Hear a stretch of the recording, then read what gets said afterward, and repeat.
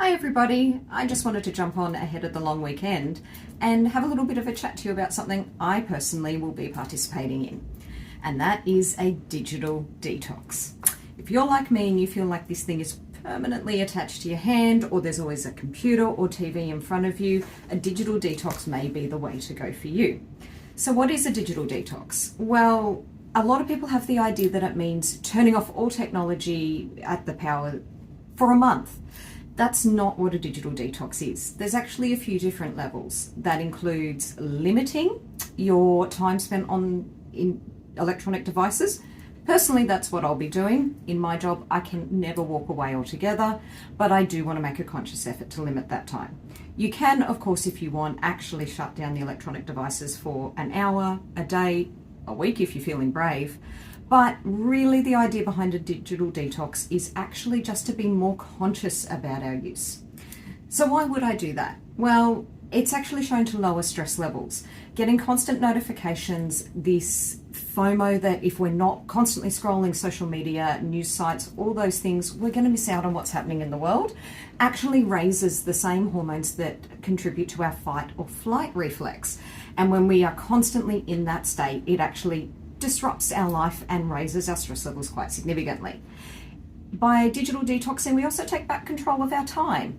Without so much time spent on devices, we're actually able to better schedule and better plan and be in control of that time. And while we're doing those tasks, we're able to actually be more in the moment and more focus on the tasks while we're doing them, rather than always looking for the next thing that's coming through on our phone or the next TV show. Scheduling our lives around technology, we're able to schedule technology around our lives. It also helps us break that cycle. When we actually consciously step away from technology, either partially or fully, we break that cycle of constantly needing technology to reinforce the positive dopamine hit that we take from it. Whereas when we actually are able to step away, like anything that's a negative or toxic cycle, we're able to take control of our addiction to it and move away from it. There's also a lot of health benefits. So it's shown that blue light that comes from technology actually can affect our sleep patterns because it messes with our melatonin release, which is the hormone that controls our circadian rhythm or body clock. It also can cause eye strain and vision problems as well as migraines. There was actually a recent study done of over 7,000 people, and it showed that more than 70% of them reported eye strain or headaches as a result of technology use. That's quite a shocking statistic when you think about it. So how do we go about a digital detox? Well, the first thing you need to do is decide what type of detox, partial or full, and how long it's going to run for.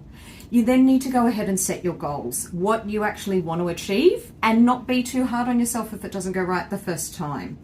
You then make a plan from these goals and set time. Am I going to allocate time to of how long this is going to go for, or how long I'm going to be away from technology, all those sorts of things. So coming into this long weekend, what are my tips? Well, first and foremost is conscious use, like I said.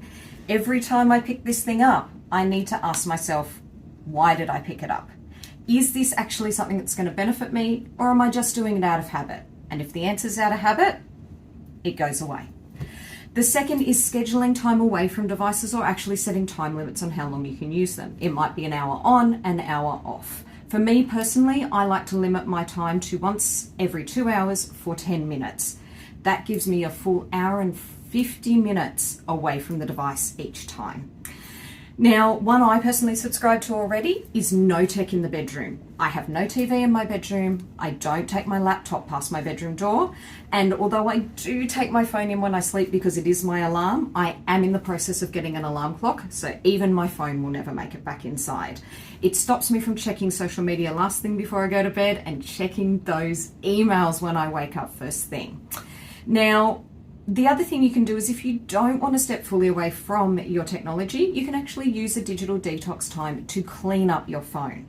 So that means that you actually clean out old games that you don't use, old apps that are just no longer serving you, and also cleaning up your social media, getting rid of all those people online that make you feel negative, that rile you up, whether it's a news site that's constantly posting bad things or your friend from high school that you don't talk to anymore who's going through some stuff.